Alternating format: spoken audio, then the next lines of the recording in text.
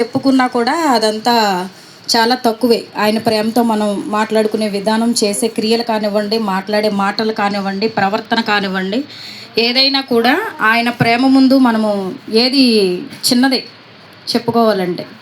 కానీ అటువంటి ప్రేమ గురించి దేవుడు మనకి తెలియచేస్తూ ఈ అంత్యకాల దినాల్లో ఆయన పరిచర్లో మనం ముందుకు వెళ్ళాలని ఆయన ఆశపడుతూ ఒక బైబిల్ క్లాస్ ద్వారా మనకి దేవుని ప్రేమను తెలుసుకుంటున్నామంటే అది మామూలు విషయం కాదు. ఎంతోమంది ఉన్నారు బయట, ఎంతోమంది ప్రేయర్లకు వెళ్తున్నారు, చర్చిలకు వెళ్తున్నారు, వాక్యాలు ఉంటున్నారు, కానీ ఎక్కడా కూడా వింటున్న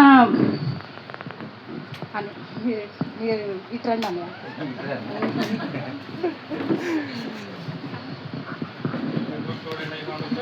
ఎంత ప్రేమగా ఉన్నారు అన్న, కుటుంబంతో ఏ విధంగా ప్రేమగా ఉండాలి, సహోదరులతో ఏ విధంగా ప్రేమగా ఉండాలన్నది దేవుడు అన్ని విషయాల్లో మనకి ఉపమాన రీతిగా బైబిల్లో చెప్తా ఉన్నారు. కానీ వింటున్నాం, కానీ ఏది కూడా ఆచరణలో తీసుకోవట్లేదు. ఆ విషయానికి వస్తే మనం బైబిల్ గ్రంథంలో చూసినట్లయితే యోహాను సువార్త 3వ అధ్యాయం 16వ వచనం. యోహాను సువార్త 3వ అధ్యాయం 16వ వచనం. దేవుడు లోకమును ఎంతో ప్రేమించెను కాగా ఆయన తన అద్వితీయ కుమారునిగా పుట్టిన వాని యందు విశ్వాసముంచు ప్రతివాడును నశింపక నిత్య జీవం పొందినట్లు ఆయనను అనుగ్రహించును. ఆయన సొంత కొడుకుని, మనము ఇప్పుడు మన పిల్లలు ఉన్నారు, మన పిల్లలు ఏదన్నా తప్పు చేస్తే మనము కోప్పడతాము. ఒక తప్పుకే వాళ్ళని చెప్తాం ఫస్ట్, సెకండ్ టైం తప్పు చేస్తే ఇంకొంచెం గట్టిగా చెప్తాం, థర్డ్ టైం తప్పు చేస్తే కొడతాం ఖచ్చితంగా పిల్లల్ని. మనము లోకానుసారంగా మనము రక్త సంబంధంలో దేవుడు ఏర్పాటు చేసిన వివాహ సంబంధంలో మనకి పిల్లలు పుట్టిన సమయంలో వాళ్ళ మీద భర్తతో భార్య ఎంత ప్రేమగా ఉండాలి, భార్యతో భర్త ఎంత ప్రేమగా ఉండాలి, పిల్లల్ని ఏ విధంగా పెంచుకోవాలి, ఇలాంటి విషయాలు అన్నీ కూడా మనం బైబిల్ రీతిగా చూస్తూ ఉంటే ఒక్కొక్కటి ఒక్కొక్క కోణంలో ఉంటాయి. కానీ మనం పిల్లల కోసం ప్రాణం పెట్టే స్థితిలో మనం ఉంటామా? ఉండలేము. అలాగని భార్య కోసం భర్త చేస్తారా? చేయరు. భర్త కోసం భార్య. ఆయన మనల్ని ఇన్ ద బిగినింగ్లో అన్నీ మనకి బైబిల్ మొత్తం చెప్పారు. ఇన్ ద బిగినింగ్ అసలు ఆయన 6 రోజులు సృష్టిని చేశారు, ఒక్కరోజు విశ్రాంతి దినంగా ఏర్పరిచారు. ఆయనకి మన మీద ఉన్న ప్రేమ ఎట్లాంటిదంటే 6 రోజుల్లో ఒక ప్రపంచాన్నే మన ముందు పెట్టాడు.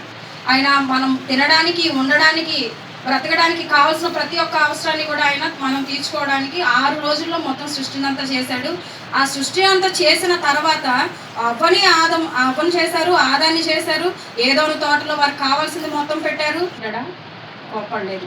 ఎందుకు ఇలా చేశావు అని చెప్పేసి తను అడిగినప్పుడు, అవే చేసింది అని తను చెప్పినప్పుడు, ఎందుకు ఆదాము నువ్వు ఇలాగ చెప్తున్నావు అని కూడా అడగకుండా ఆయన వాళ్ళ మీద ఉన్న ప్రేమతోటి వాళ్ళని బయటికి పంపించిన, వాళ్ళతో పాటు ఆయన కూడా వచ్చాడు బయటికి, ఆ ప్రేమను చూపించుకుంటూ.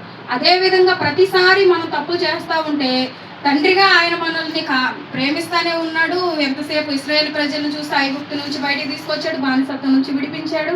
ఎన్నిసార్లు మనం తప్పులు చేస్తున్నా సరే ఆయన మనల్ని ఇంకా ప్రేమిస్తున్నాడు తప్ప ఎక్కడ ద్వేషించినట్టు మనకి ఆయన అసలు ఎక్కడ కూడా కనిపించడు. ఆ రీతిలోనే ఆయన సొంత కుమారుణ్ణి ఎన్ని విధాలుగా చూసినా సరే ఆయన నేను ప్రేమిస్తున్నాను, కానీ వాళ్ళు నా ప్రేమను గుర్తు రేగట్లేదన్న ఒక ఉద్దేశంతో ఇది బలుల ద్వారా చేసినట్టు మీరు అద్భుతాలు, ఆశ్చర్యకార్యాలు చేయండి అని చెప్పాడా? చెప్పలేదు. ఆయన చెప్పింది ఏంటి? మీరు విశ్వాసం ఉంచండి, ప్రేమ కలిగి ఉండండి, సంతోషంగా ఉండండి.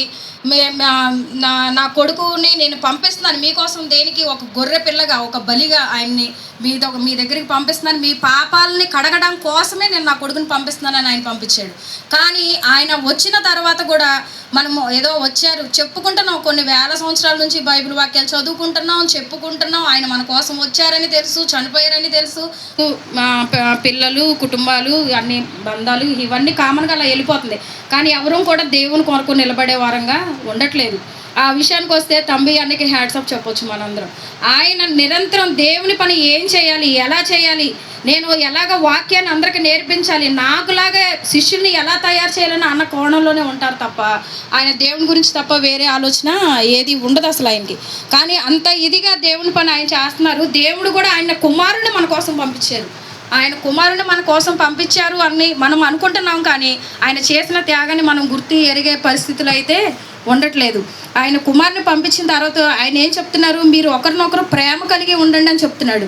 యోహాను సువార్త 14వ అధ్యాయము 13వ అధ్యాయము 34-35 వచనాల్లో యోహాను సువార్త 13వ అధ్యాయం 34, 35.